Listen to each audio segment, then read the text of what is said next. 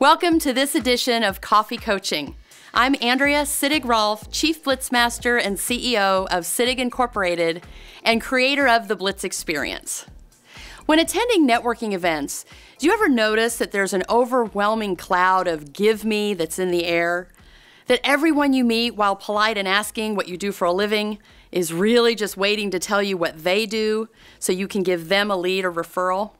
Ever feel like you're in a room full of salespeople, all with something to sell, but with no one to buy? Have you been guilty of this common yet ineffective form of networking? The fundamental reason this typical networking process is somewhat unproductive is that everyone involved is looking for what they can get instead of what they can give.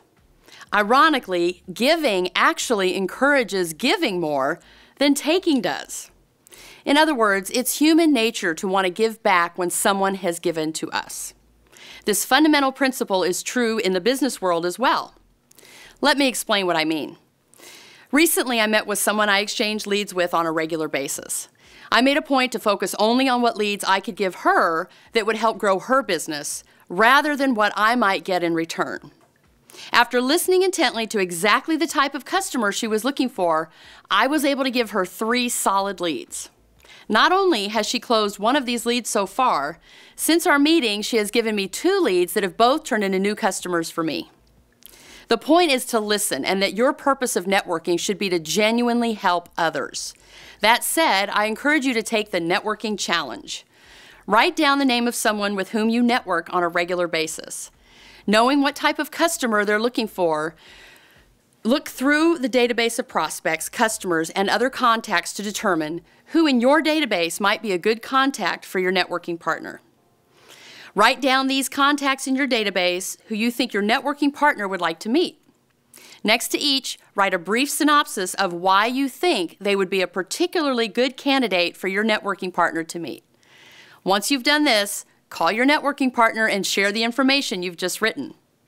If it makes sense after your conversation, introduce your networking partner to the 3 contacts you've identified, either via email, conference call, or in person. That's it, that's all. Just sit back and watch what happens. Chances are, within just a few days, you'll be hearing from your networking partner with a few good leads for you.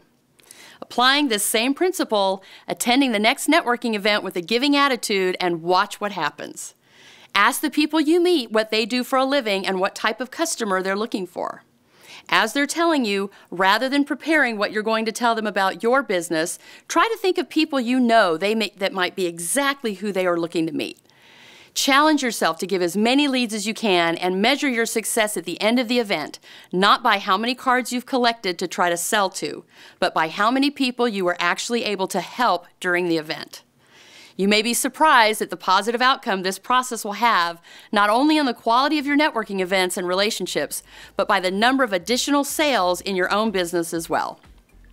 Thanks for joining us. Join us again for another edition of Coffee Coaching.